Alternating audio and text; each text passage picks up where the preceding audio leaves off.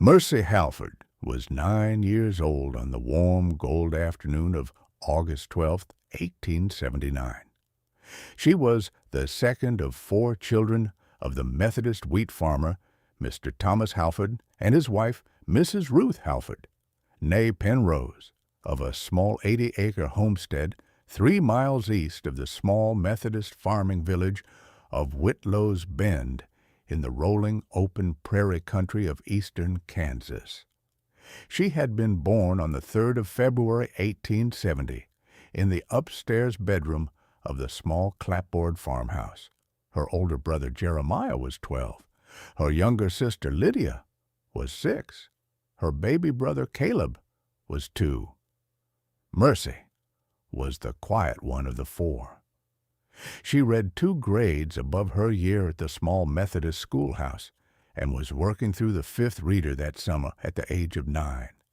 She had done the chicken and egg chores since she was 6 and the kitchen chores since she was 8. She folded her clothes at the foot of the small wooden bed she shared with Lydia. She made her bed each morning.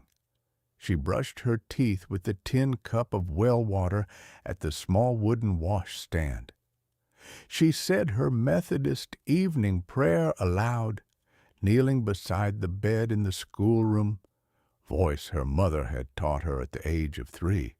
Tomas Halford was 39 years old that August.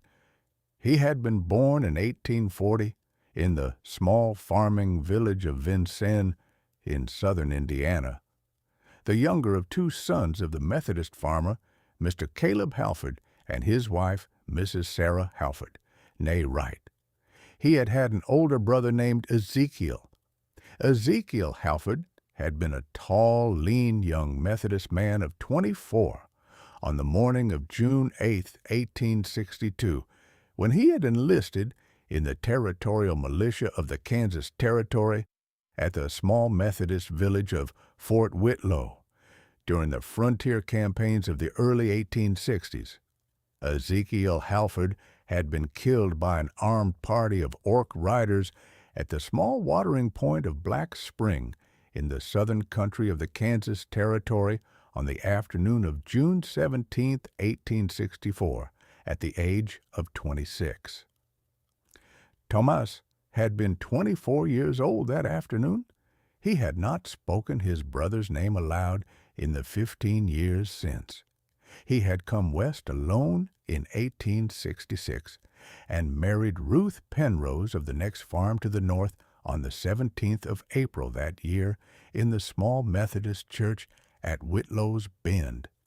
He had purchased the 80-acre homestead 3 miles east of the village that summer for the sum of $80 in cash.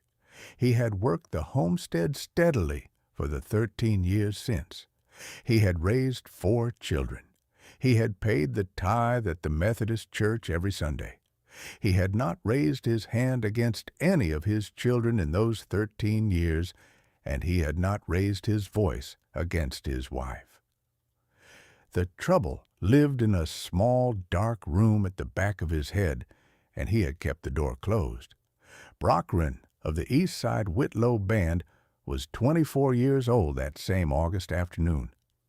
He had been born in 1855 at the small clan settlement of the Eastside-Whitlow band, a peaceful group of 15 Orc adults and 7 Orc children whose settlement lay 4 miles north of Whitlow's Bend at the southern edge of a rolling pasture.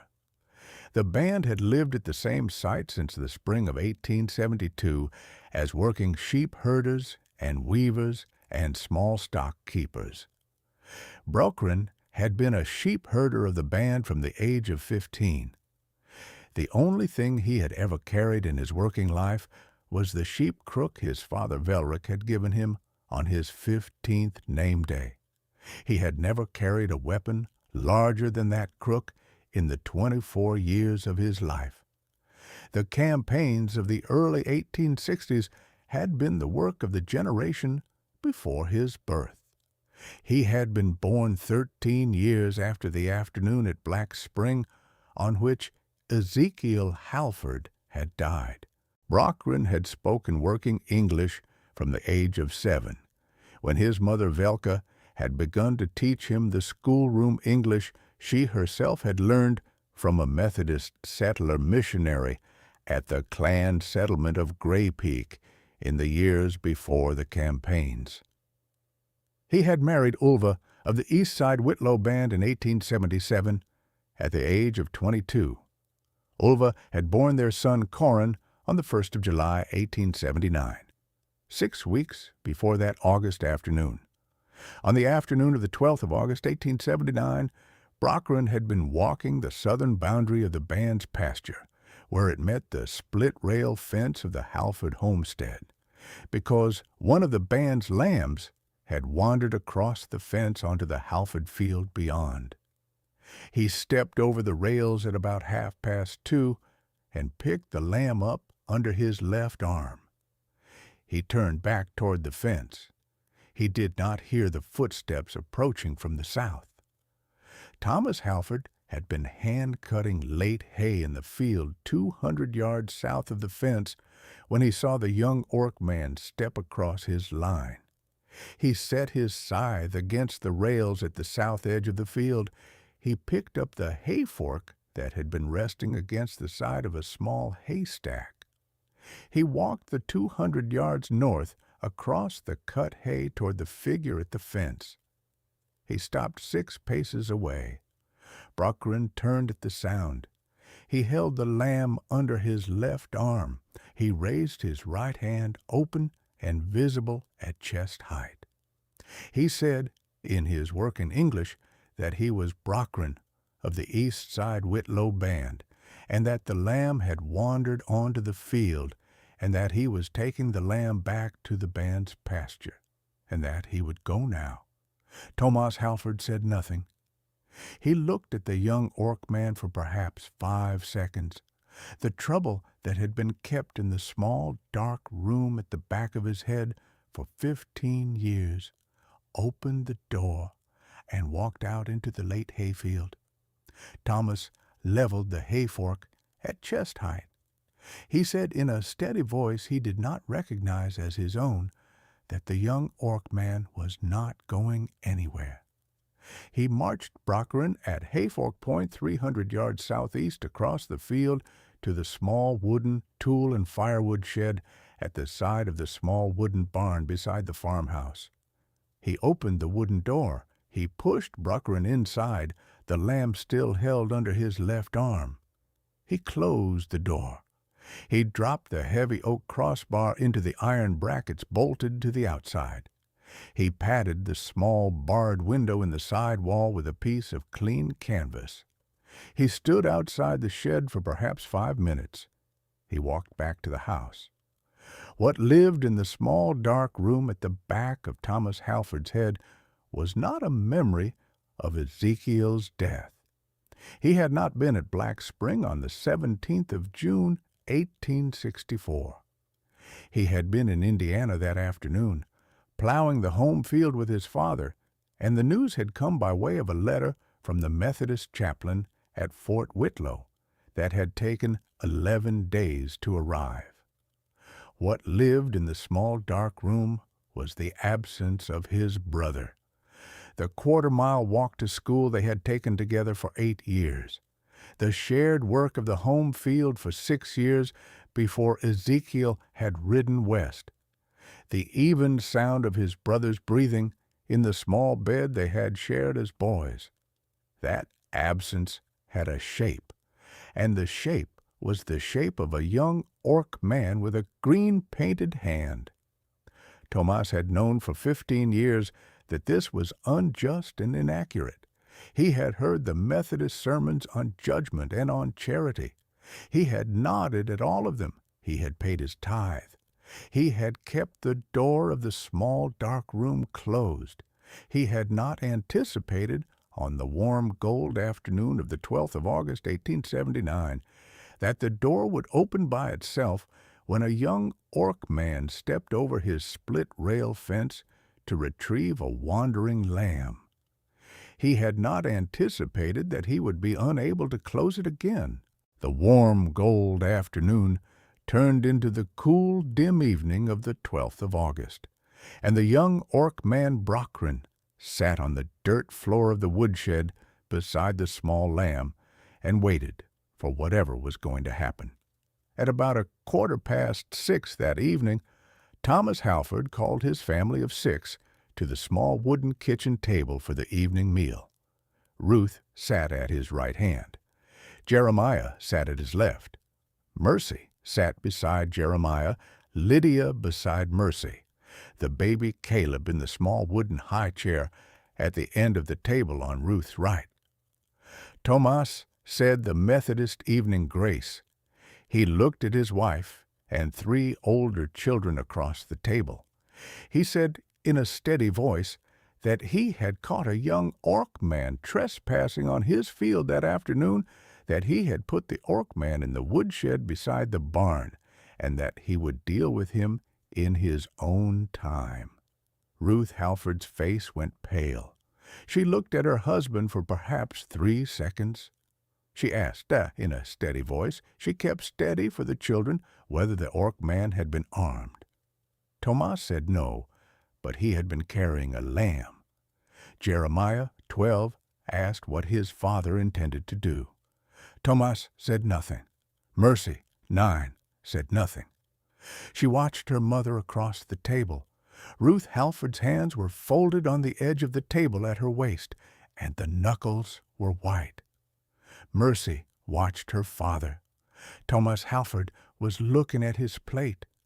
Mercy watched Jeremiah.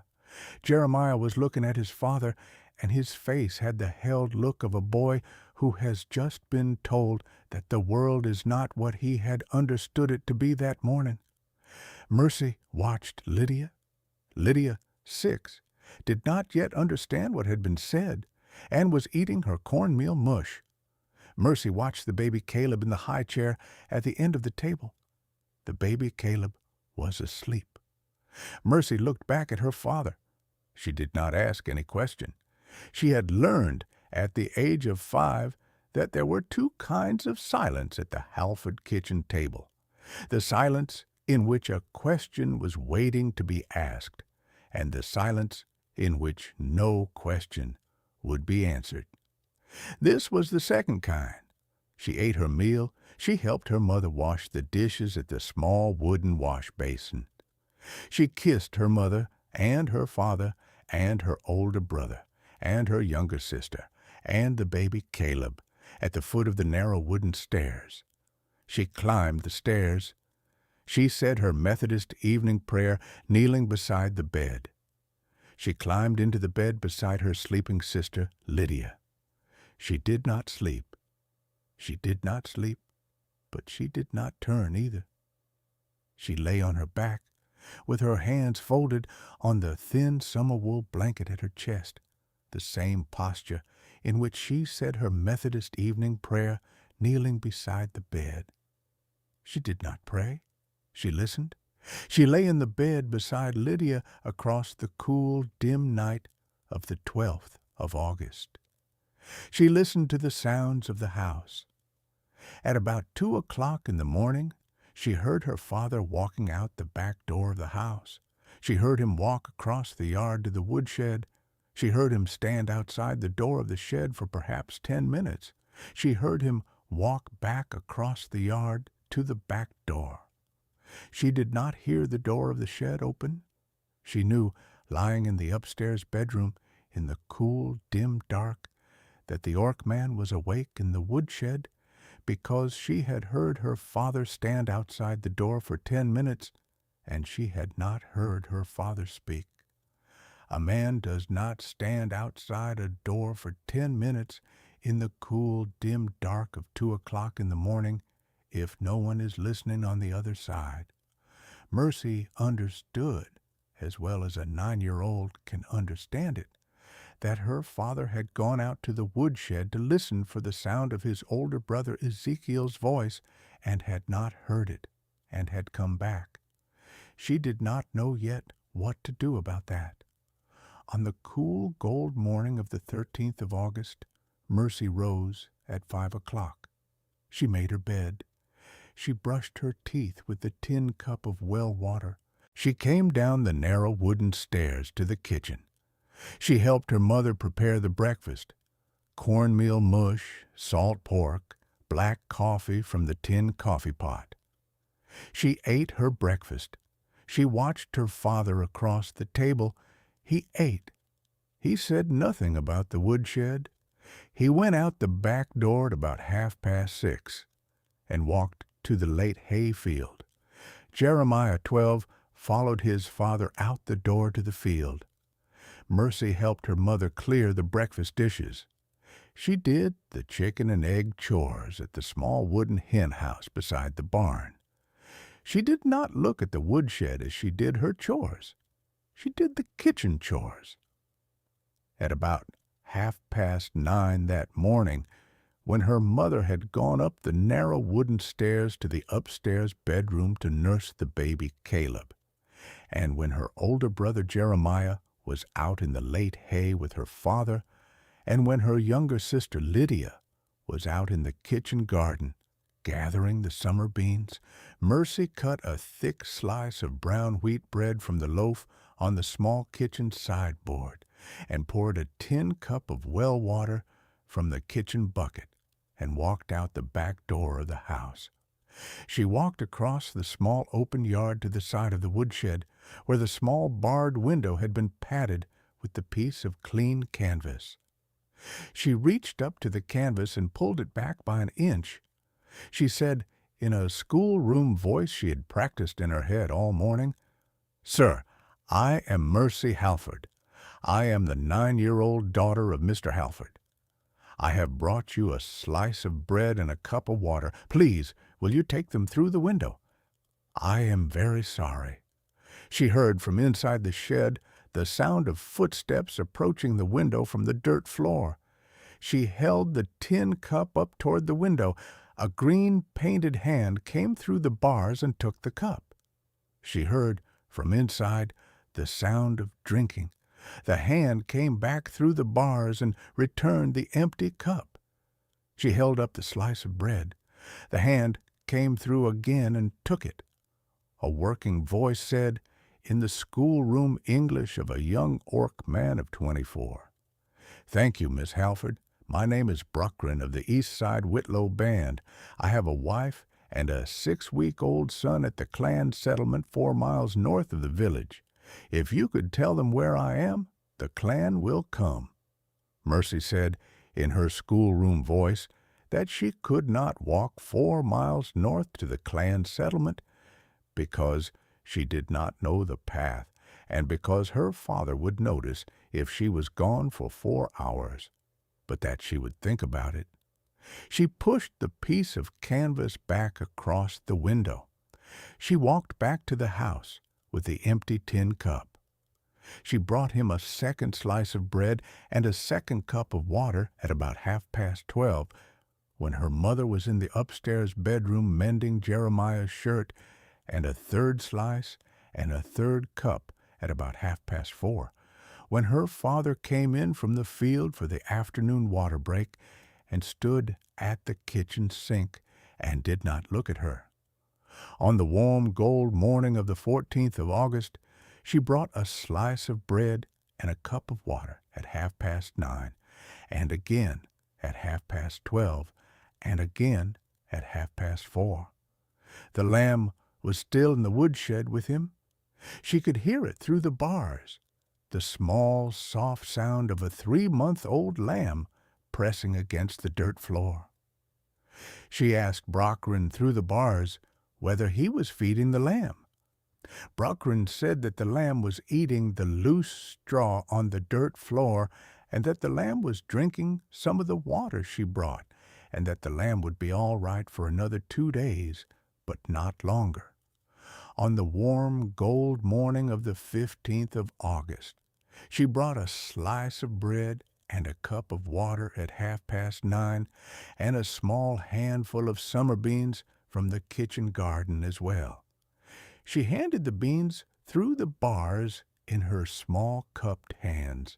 Mercy carried bread and water to the woodshed 3 times on the 13th of August, and 3 times on the 14th, and 3 times on the 15th, always when her father and her older brother were out in the late hay, and her mother was in the house, and her younger sister was elsewhere. On the afternoon of the 14th, Brokrin asked her through the bars whether she would walk to the small Methodist parsonage at the village of Whitlow's Bend and tell the minister there what was happening in the woodshed. Mercy said she would try. On the night of the 15th of August, Mercy lay in the upstairs bedroom beside Lydia and did not sleep. She had 4 more hours, perhaps 5, in which her father would not be in the village buying flour and salt and powder, and her mother would not be at the Penrose farm with the baby Caleb. She would have to leave the house at about 8:15 in the morning to walk the 3 miles east along the wagon road and arrive at the parsonage at about 10:15. She rehearsed the words in her head. She rehearsed them in the schoolroom voice her mother had taught her at the age of 3. She rehearsed them until she could say them in one breath without stopping. On the morning of the 16th of August, a Saturday, when her father had ridden into the village to buy flour and salt and powder, and her mother had gone to the Penrose farm 2 miles east with the baby Caleb to visit her Aunt Esther, Mercy told her older brother Jeremiah that she was walking into the village to visit her Methodist friend Sarah Pell at the parsonage. Jeremiah, 12, asked if she should wait for their father to ride back. Mercy said no. She took the small straight walking stick her grandfather Penrose had given her on her 7th birthday. She put on her Sunday second best blue gingham dress and her small dark felt bonnet. She walked the 3 miles east along the wagon road to Whitlow's Bend. The wagon road ran east through the rolling open prairie of the Halford section, and then across the small creek with the line of cottonwoods, and then through the eastern Penrose section. Mercy walked at a steady pace with the walking stick in her right hand. She did not stop to rest. She passed 3 farms whose owners would have known her father by sight, and she kept her head down under the brim of the small dark felt bonnet and walked past their gates without looking up. She heard a man's voice call her name from the 3rd farm, the Coltrane farm, and she did not stop, and she did not look up, and she did not answer. She arrived at the small Methodist parsonage at about 10:15 in the warm gold morning. She knocked at the wooden door 3 times. The Reverend Pell, a Methodist circuit pastor of 54, with a short brown beard, going gray at the chin and pale gray eyes that had looked at a number of Methodist consciences in his 26 years of ministry, opened the door. He looked at the small 9-year-old daughter of the Methodist wheat farmer Tomas Halford, in her Sunday second best blue gingham dress and her small dark felt bonnet, on the wooden front step of his parsonage. He asked her whether she was looking for his daughter Sarah. Mercy Halford said, in the schoolroom voice she had practiced in her head all the 3 miles east along the wagon road, the words she had come to say. She said, Reverend Pell, my father has locked an orc named Brokrin of the Eastside-Whitlow band in our woodshed for 4 days, and the orc has a wife and a 6-week-old son at the clan settlement 4 miles north of the village, and I have been bringing the orc bread and water through the barred window, and I do not know what my father is going to do, and please, will you help? Reverend Pell looked at the small 9-year-old daughter of Tomas Halford for perhaps 3 seconds. He said nothing. He turned and called into the small parlor for his daughter Sarah, 11, to take Mercy into the parlor and give her a tin cup of well water and a small biscuit from the kitchen sideboard. Sarah Pell, 11, took Mercy into the small parlor of the parsonage and seated her at the small wooden parlor table beside the south window. She gave her a tin cup of well water from the kitchen pitcher and a small biscuit from the kitchen sideboard, wrapped in a clean white linen napkin. Sarah asked if Mercy wanted to talk. Mercy said no. Sarah nodded. Sarah did not ask what had been said at the front door. The two girls sat together at the parlor table beside the south window in the warm gold morning light, and Sarah read aloud from the small Methodist children's reader on the parlor table, and Mercy listened without hearing the words. He took his Methodist preacher's coat from the wooden peg beside the front door. He walked out to the small wooden barn beside the parsonage. He saddled his small bay mare. He rode the quarter-mile east along the main street of Whitlow's Bend to the small brick office of the county sheriff at the far east end of the village street. Sheriff Carl Brokrin, a steady working county sheriff of 47 with a short brown beard and pale gray eyes, was at his small wooden desk. Reverend Pell told Sheriff Brokrin what the small 9-year-old daughter of Tomas Halford had told him at the front step of the parsonage. Sheriff Brokrin listened for perhaps 3 minutes. Sheriff Carl Brokrin had known Tomas Halford for 13 years.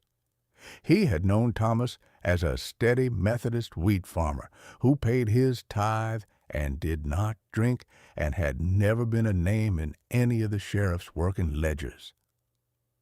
He had heard the Whitlow's Bend talk about Thomas's older brother. There had been a column inch in the Wichita newspaper in the summer of 1864, but he had never heard Tomas speak the name aloud, and he had not raised it. Brokrin listened to Reverend Pell's account at his desk, and he set down the steel pen he had been writing with, and he stood up, and he did not say a word about Tomas's older brother. He said only that they should ride out together and that the Reverend should come along, because a Methodist minister was a good thing to have at a man's elbow when the man was being asked to open a door he had closed. He stood up from his desk. He took his sheriff's coat from the wooden peg beside the front door. He saddled his small gray gelding. The two men rode the 3 miles east along the wagon road to the Halford homestead. They arrived at the small open yard at about 1:15 in the warm gold afternoon of the 16th of August. Tomas Halford was out in the late hayfield. They rode out to the field. Sheriff Brokrin told Tomas what they were there for. Tomas said nothing. He did not deny it. He walked back across the field to the woodshed beside the barn with the sheriff and the minister riding beside him. He did not look at the sheriff. He did not look at the reverend. He looked at the wooden door of the shed and at the heavy oak crossbar dropped into the iron brackets, and at the piece of clean canvas tacked over the small barred window in the side wall. He saw, on the dirt at the threshold of the door, the small footprints of a 9-year-old girl in lace-up girl's boots. 3 sets of footprints in 3 days, doubled and tripled in the loose summer dust. He had walked past those footprints 4 times a day for 4 days and had not seen them. He saw them now. He lifted the heavy oak crossbar from the iron brackets. He set the crossbar down against the side wall of the shed at his right boot. He pulled the wooden door open. Brokrin of the Eastside-Whitlow band, perhaps 78 hours since his capture, walked out into the warm gold afternoon light. He carried the lamb under his left arm. The lamb bleated once. Sheriff Brokrin took Tomas Halford into custody at the county seat for unlawful confinement and assault with an agricultural implement under the 1879 Kansas Territorial Code. Tomas was held at the county jail for 7 weeks. He pleaded guilty at the arraignment. He was sentenced to 18 months at the Kansas State Penitentiary at Lansing. He served the full 18 months. He returned to the Halford homestead in the spring of 1881.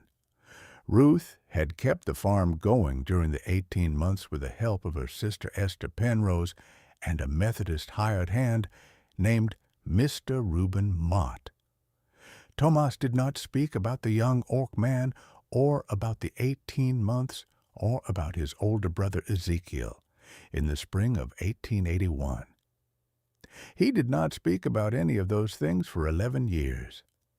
On the warm gold evening of the 17th of June, 1892, 28 years to the day after the afternoon at Black Spring on which his older brother had been killed, Tomas Halford walked his daughter Mercy, then 22, and to be married to a Methodist wheat farmer of the next county, over on the following Saturday, out to the small wooden bench beside the split-rail fence at the eastern edge of the Halford pasture. He sat down beside her on the bench in the warm gold evening light. He told her about his older brother Ezekiel. He told her he had been wrong about the Orks for the 43 years since his brother had died. The cottonwoods at the eastern edge of the Halford pasture had grown 6 feet in the 13 years since Mercy had walked east along the wagon road in the small dark felt bonnet. The split-rail fence had been repaired twice. The bench had been built by Jeremiah, now 25, and married and farming the section to the north, in the spring of 1885. Mercy sat with her hands folded in her lap, in the long-sleeved, dark blue wool dress she had been wearing at the Methodist church that morning, the dress she would not wear at the wedding the following Saturday. Tomas sat beside her with his hands folded in his lap and looked out across the rolling open pasture to the east, where the Eastside-Whitlow band settlement lay 4 miles north of the village. He spoke about Ezekiel for the first time in 28 years. He told her about the quarter-mile walk to school. He told her about the shared work of the home field. He told her about the even sound of his brother's breathing in the small bed they had shared as boys. He told her that he had not been at Black Spring on the 17th of June, 1864. He told her that the news had come by way of a letter from the Methodist chaplain at Fort Whitlow that had taken 11 days to arrive. He told her about the small dark room at the back of his head, and the door he had kept closed for 15 years, and the door opening on the warm gold afternoon of the 12th of August, 1879, when a young Ork man stepped over the split-rail fence to retrieve a wandering lamb. Mercy listened. She did not interrupt. The warm gold evening light grew long across the rolling open pasture. He said in his steady Methodist voice, "Daughter, I do not ask you to forgive me.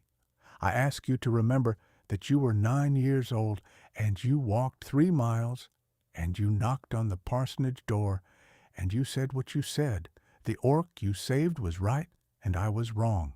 I have been carrying that for 13 years. I want you to know I carry it carefully every day." Mercy nodded. The father and the daughter sat together on the bench beside the split-rail fence at the eastern edge of the Halford pasture for perhaps an hour in the warm gold evening light. They said nothing further. Mercy Halford was married to the Methodist wheat farmer, Mr. Jacob Vance, of the next county over, in the small Methodist church at Whitlow's Bend, on the warm gold afternoon of the following Saturday, the 18th of June, 1892. Brokrin of the Eastside-Whitlow band, then 37, attended the wedding ceremony with his wife Ulva and his son Corin, then 13. Tomas Halford did not approach Brokrin at the wedding. Brokrin did not approach Tomas. They nodded to one another once across the Methodist churchyard. That was the first and the last exchange of any kind between them. Mercy Halford Vance lived a long life. She bore 6 children of her own. She taught at the small Methodist Sunday school of the next county over for 41 years. She read the Bible aloud to her children every Sunday evening. She told the story of the woodshed to her children once, when her oldest daughter Naomi was 9 years old and was struggling with whether to tell her school teacher that the school teacher's favorite student had been cheating on the spelling tests. Naomi listened. Naomi told her school teacher the next morning. Mercy Halford Vance died on the 7th of March, 1953, at the age of 83 at her own farm in the next county over, with her 6 adult children at the bedside. Brokrin of the Eastside-Whitlow band died on the 11th of November 1947 at the age of 92 at the Eastside-Whitlow band settlement 4 miles north of the village.